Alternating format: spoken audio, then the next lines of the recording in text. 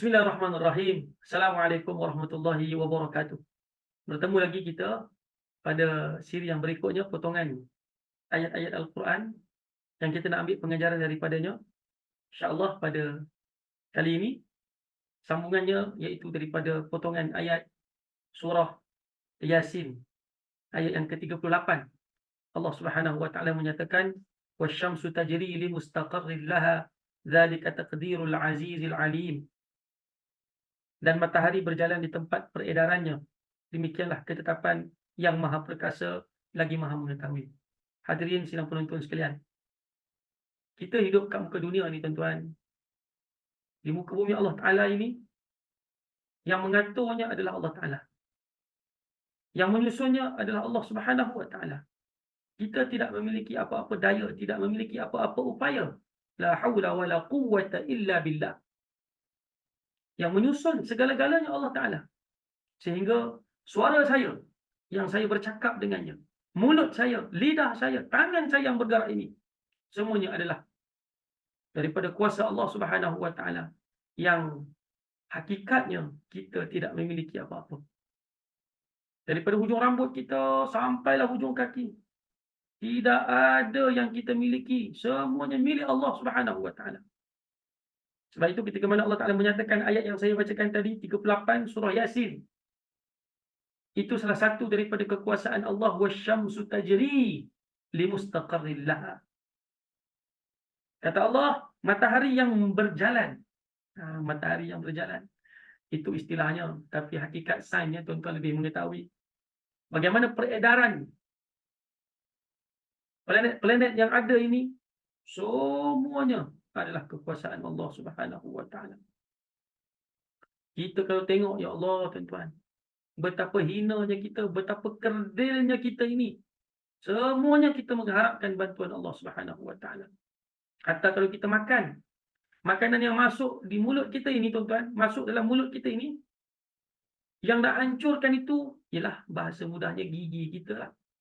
Air liur kita itu, yang dengan kuasa daripada Allah Ta'ala, sebelum masuk makanan ke dalam mulut kita tu, air liur tu, bahasa kita apa? Dah terliur. Tengok makanan tu dah terliur. Maknanya air liur itu keluar secara automatik untuk melembutkan makanan yang masuk ke dalam mulut kita. Lalu gigi kita itu mengunyah-ngunyah makanan yang telah dilembutkan dengan air liur tadi. Siapakah yang cipta semua itu tuan-tuan? Kalau kita bicara tentang ayat wasyamsu tajri li mustaqarril laha, dzalika taqdirul azizil alim. Itu tuan-tuan yang berhormat, dzalika taqdirul azizil alim. Itu ayat yang menunjukkan ialah makhluk Tuhan yang besar, itu matahari. Tapi kalau kita tengok sekecil-kecil makhluk yang Allah Taala cipta pada tubuh kita, sebenarnya menjadikan kita ini hamba Allah yang sangat kerdil. Mengingatkan kita kepada apa yang telah Allah Ta'ala nyatakan. Wa fi anfusikum afala tubsirun. Dan pada diri kamu, tidakkah kamu melihat? Makna melihat apa? Tidakkah kamu melihat kehebatan, keagungan, kekuasaan Allah Subhanahu Wa Ta'ala?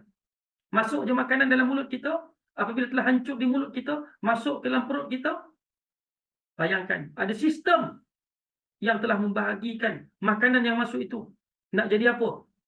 Ini protein ke?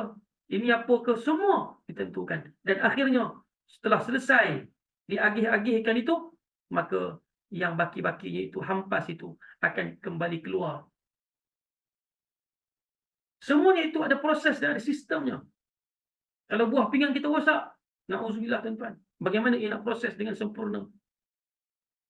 Siapa yang susun buah pinggang kita tu? Satu alat yang sangat hebat. Makanlah apa saja pun, dia akan proses. Tapisannya di situ. Allah. Wa fi anfusikum afala tubsirun. Dan pada diri kamu, tidakkah kamu melihat kekuasaan Allah Subhanahu Wa Taala? Kita nak makan tuan-tuan. Bila kita nak makan, contohlah kan nak makan, sebut je makanan. Sebut, kalau sekarang ni saya sebut, makan nasi putih panas-panas, berasap tuan-tuan nasi tu. Kemudian diletakkan potongan-potongan timun di tepi-tepi timun itu. Adanya sambal belacan. Allahu Akbar. Kemudian di situ adanya ikan goreng. Oh, panas. Dituangkan kicap di atas nasi tadi ni. Kita pun gaul-gaul nasi itu dengan kicap. Kita cobek sikit ikan goreng tadi ni. Kita cicah dengan sambal belacan. Ambil timun sikit. Tambah lagi cicah dengan sambal belacan. Kita masukkan dalam gaulan nasi kita. Dan kita masukkan ke dalam mulut kita. Tuan-tuan, sekarang ini mengalir air liur kita bila kita sebut begitu. Siapakah yang menjadikan air liur kita itu mengalir ataupun terliur seperti itu? Tak lain tak bukan adalah Allah Subhanahu Wa Taala. Itu sekecil-kecil benda lah. Ataupun sederhana kecil lah. Dari sudut nikmat kekuasaan Allah Subhanahu Wa Taala. Bayangkan kalau ianya ditarik oleh Allah. Tapi malangnya manusia. Dia menganggap bahawa seluruh apa yang ada di muka bumi ini, dialah yang aturkan. Dialah yang paling berkuasa. Akulah manusia yang paling hebat.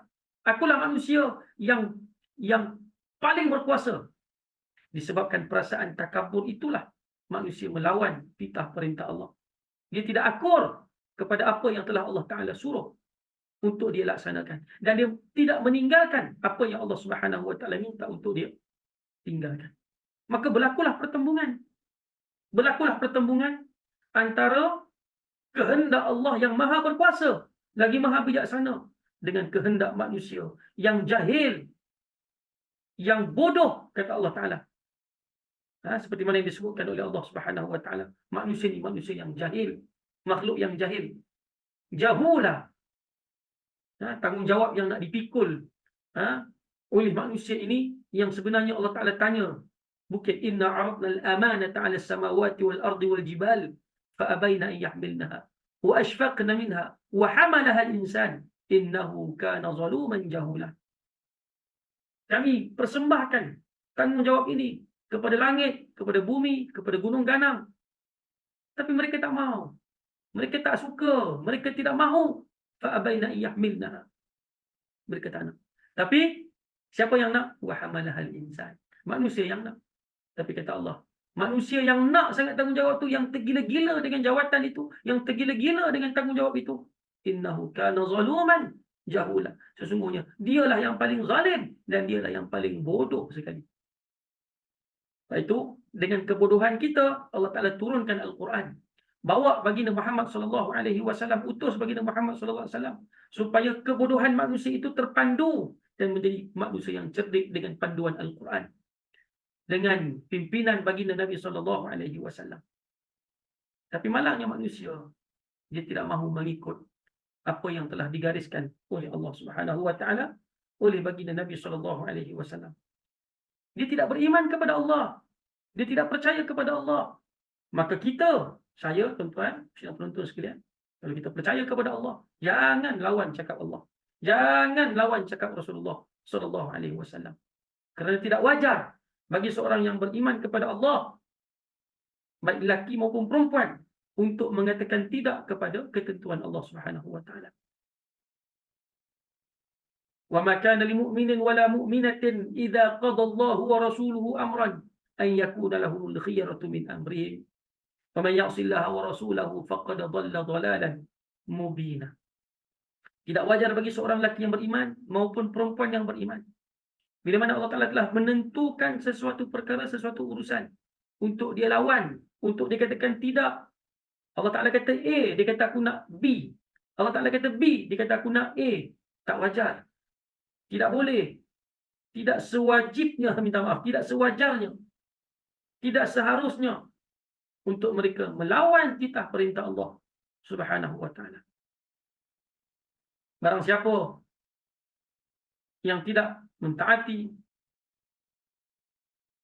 perintah Allah dan Rasulnya, faqad dhalla dhalalan mubina.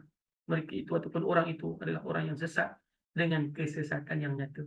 Hadirin sidang penonton yang dirahmati Allah Subhanahu Wa Ta'ala. Kehidupan kita ini jelas. Dalam siri yang sebelum ini saya sebutkan kepada tuan-tuan, potongan ayat Al-Quran yang dinyatakan dialognya oleh isteri Al-Aziz, bahawa hawa nafsu ni, kegembiraan, keseronokannya itu hanya sementara. Yang benarnya, yang jujurnya, yang kekalnya adalah kehendak Allah Subhanahu Wa Ta'ala. Ikutlah kehendak Allah. Ikutlah kehendak Rasulullah SAW. Pasti kehidupan kita akan bahagia di dunia dan juga di hari akhirat. Aqulu qouli hadza wa astaghfirullahal azim li wa lakum. Assalamualaikum warahmatullahi wabarakatuh.